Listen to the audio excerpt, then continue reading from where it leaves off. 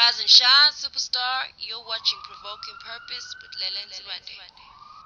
Rise and shine to all my stars and welcome back to my channel. You are watching Provoking Purpose with Lele and Nsibande. On this channel, we talk all things vision, purpose, and intentional youth.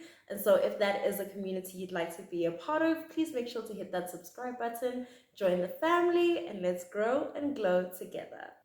So in today's video, I want to speak about something I have touched on my channel. Once upon a time, I think I was speaking about a breakup and just like how, just kind of how I process things as a person, especially difficult emotions. I'm the type of person, just to recap, who can go through the chaos and months later, I will be like, I am experiencing those emotions that I was supposed to experience in whatever event happened, I don't know, in January or February or whatever time. I want to unpack what I would like to call the post chaos mental breakdown syndrome. Now, whenever I speak about a aspect or characteristic about myself, I like to emphasize the fact that everything that is, my strength is also my weakness.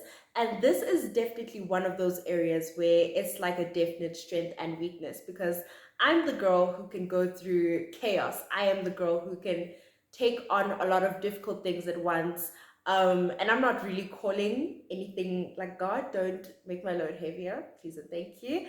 But I'm the person who, like, you'll be like, are you sure you're okay? And I'll just be like, yeah, I'm okay, because I haven't processed things. Like, I don't process emotions or difficult emotions in the moment. I'm the type of person who needs to step away from it, take a break, and reflect. And it's my strength in that it makes me a very reflective person. I am a very, deep person in that, like, I like to look into myself and look back at moments and think about like what the other person was experiencing, what I was experiencing, what did that mean, were we in the same room?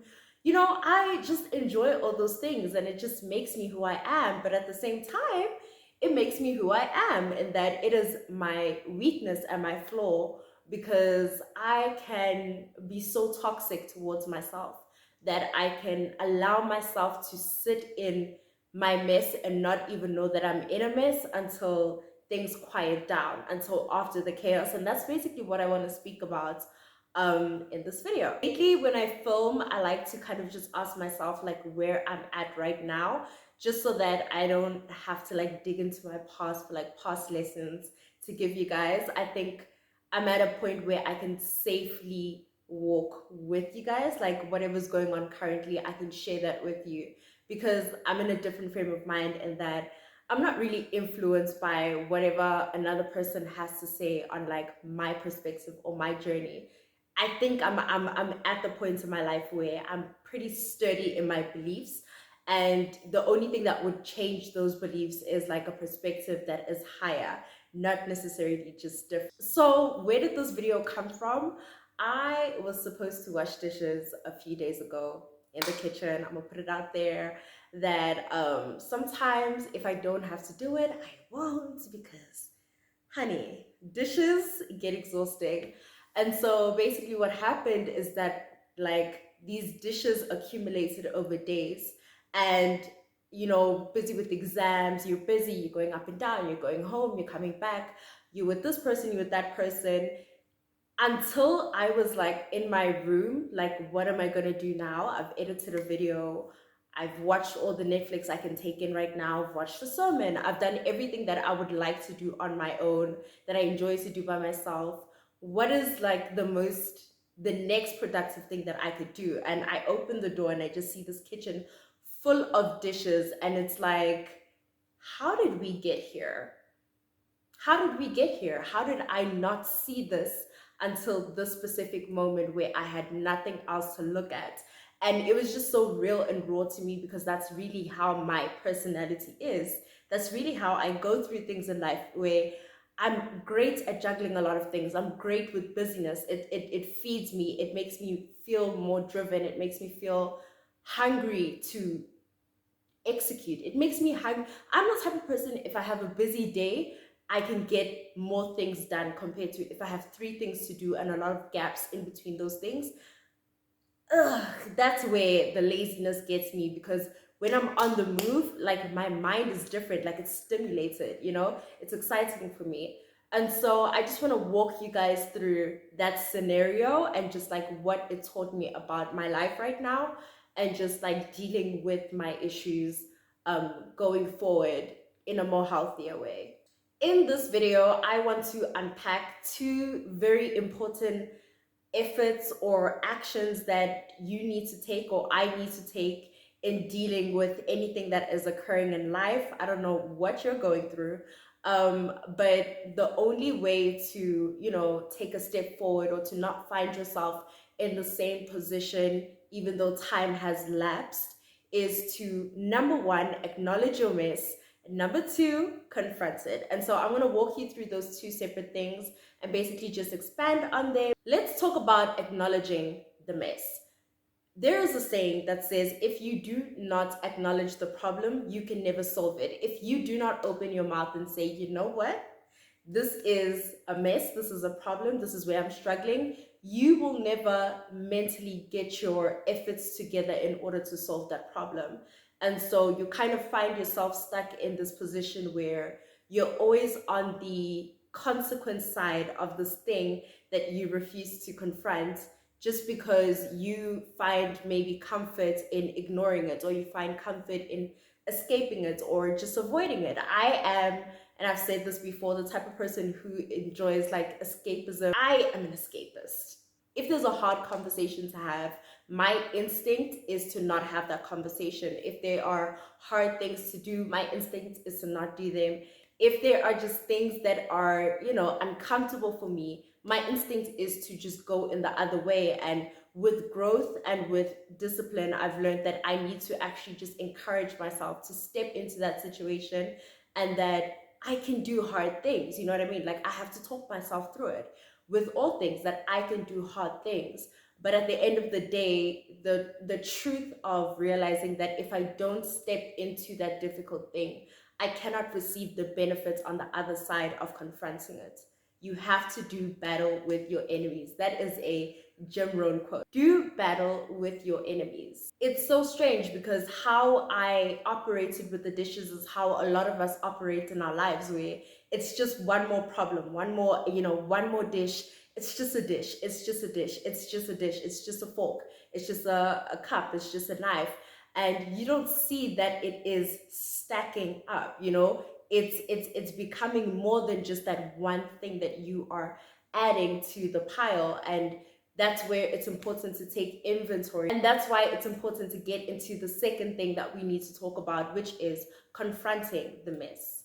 A lot of the time, when it's time for us to confront ourselves, we become overwhelmed by how big the things we are looking at look. Like when it's time for you to heal, you're like, I'm so broken, I can't heal. And it's time for you to have that conversation with that friend. It's like, it's such a big conversation. I don't even know if, and I'm definitely this kind of a person. Like, I get overwhelmed by how big the issue looks. If it's a conversation, I think the relationship has already been so damaged that there isn't really a conversation that can fix the situation. Or it's like, it's time to study. Like, if I don't speak to myself in that time, in that moment, I immediately shift to, this is such a lot of knowledge for me to take in. How the hell am I supposed to get this textbook in my mind? And I found that it's so important to acknowledge how you frame things. Because if you are overwhelmed, it means that you are framing things as in, your lens is telling you that this is a big object, and it's just a big object, as in like big objects are singular.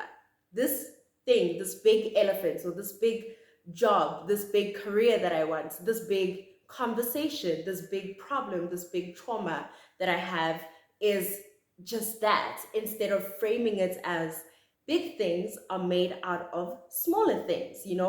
A sentence is words, words are letters, a book is sentences. You know what I mean? A paragraph is sentences. Like, how you frame things definitely gives you the drive and the motivation to kind of just like fix things for yourself. Not necessarily fix, I hate that word, how you can navigate things more positively, how you can actually step into whatever it is that is overwhelming you, scaring you, your mess, stepping into your mess and be able to take control of it in a productive way. It's going to calm your nerves in that you're not going to psych yourself out before you're in the situation. I was watching Impact Theory and I think the Sand Guru was on there, or Sand Guru, I think his name is Sand Guru. And they were speaking about the difference between pain and suffering, right? And he said pain is physiological and suffering is mental, as in like everything that hurts us, our emotions, our spirit, is all mental, and it all comes from our perspective on what happens to us. Everything that is in the world is just inanimate situations. It's how we process things that affects how we see them and how we experience this life. And so when you see your mess, when you see your problems, you kind of have to make sure that you are processing them in a way that is empowering for you. Because if you are seeing things that are bigger than you, you will not be inspired to go and fix that mess, I'm telling you. And the longer that you see yourself as so broken beyond repair, the longer you have to sit with the painful consequences of seeing yourself that way, the painful consequences of surrounding yourself with people who do not see you for what you could be, because all you do is acknowledge who you were and who you are right now. The painful consequences of not having clean dishes because you refuse to see the dirty dishes that are in front of you as dishes that you used every day. The only way they're going to be clean again is how they got dirty, as in one dish at a time. But if you're going to sit there and look at the stack and say, how do I wash a fork, a knife, and a plate at the same time, with a cup, with a pot? It's like, I have two hands, and you're kind of just looking for all this information why you cannot do this. I was listening to some motivational tape during the week and they spoke about how your mind is a processing machine. Whatever fact you tell your mind, and which is why, autosuggestion, affirmations are so important, because whatever facts you tell your mind will kind of work all its energy to gather information that affirms the story that you're telling yourself. Whatever you say over your life, you are going to rearrange your life subconsciously to align with what you're saying. My point is this: whether or not you are empowered or disempowered is entirely up to you. You have a response ability. You have a ability to respond to whatever mess you are sitting in. I am not saying everything is your fault, right? Not everything is your fault. Life is going to happen to you, to everyone, but you do always have a responsibility. You have the ability to decide what to make out of every situation. Am I saying gaslight yourself? No. Am I saying think so positively that all you do is see pink? No. What I am saying is that you have to choose an empowering narrative. You have to choose an empowering narrative. How does the situation fit into your story? Who are you in the situation? How you see yourself determines how you're going to see the situation in relation to you.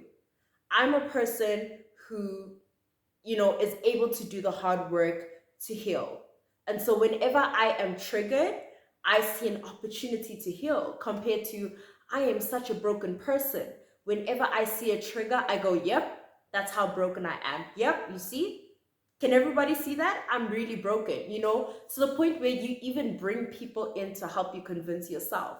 That's how powerful your mind is. And so I really just wanted this video to just, tell you that the narrative that you choose is really important. I guess this video isn't really the solution to dealing with things later. I haven't reached that place, and I'll be honest about that. But it is about navigating the issue once you are able to see it and acknowledge it.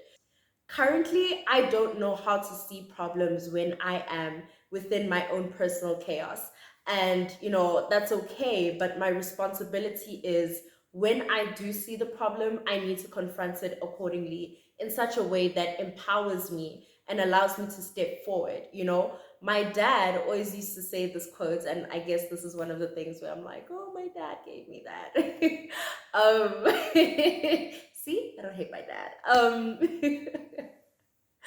My dad used to always say, when I'd be like studying the day before for a test or just like being anti-school, he always used to say, how do you eat an elephant? You know, he always used to ask me, like, how do you eat an elephant? And, you know, it's just one of those quotes where you never really have understanding as a young child. And so you just get annoyed because you're like, here we go again, sir. I don't eat elephants. Like, I don't know and I don't want to know, you know? But basically, it's a question of how do you eat an elephant one bite at a time?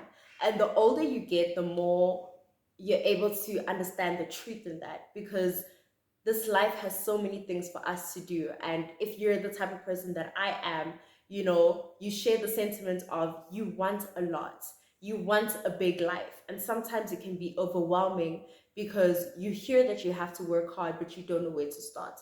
You know, you want to be happy. Maybe you just want to be happy. Maybe you just want to have a really nice body by working out. And it's like, how do I get there? I know I have to work hard, but how do I get there? Can I put in all that effort right now? And I'll be honest, like I struggle with that sometimes where I forget that you need to kind of do it one bite at a time. You can't be the person who goes to gym today and expects abs tomorrow because you put in 150% yesterday. You know, you need to show up continuously. You need to show up again and again and again.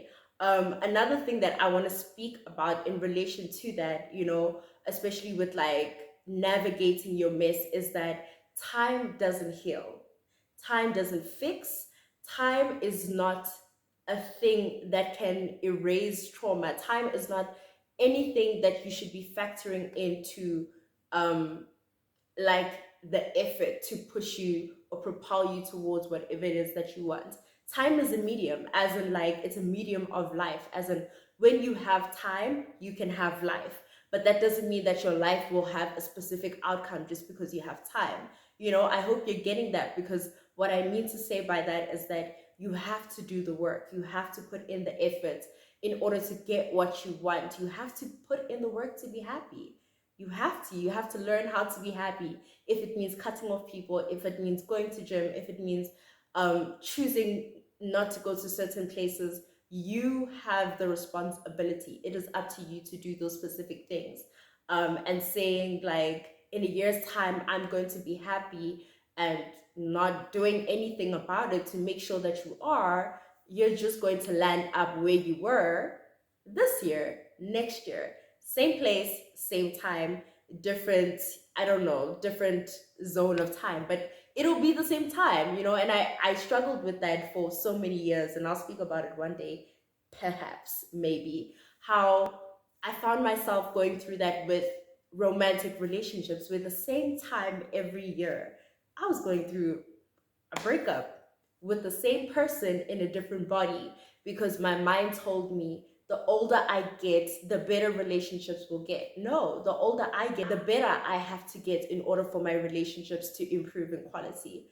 It's not just going to happen by itself. I need to be intentional about elevating the quality of my relationships by elevating the quality of my relationship with myself, you know. But I had to have that conversation with myself. I had to acknowledge the fact that the mess is there.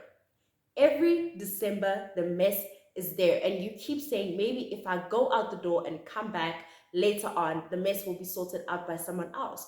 Who's going to sort out your mess besides you?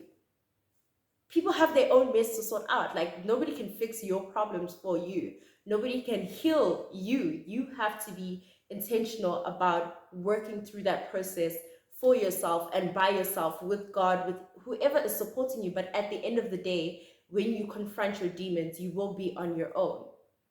You won't be lonely, but you will be on your own. And that's so important to know. And that, like, if you're waiting to be happy, it's not going to happen. If you're waiting to get a nice body, it's not going to happen. If you're waiting for that person to come and for you to like miraculously have a good relationship, it's not going to happen. You're not going to have that beautiful relationship that you keep on Pinteresting about until you become the woman that is worthy of that relationship, until you become the man that is worthy of that relationship. You're not going to have the body you want until you become the person in your diet and your habits that is worthy of the body that you want. So, to conclude, to sum up the video, here's the point.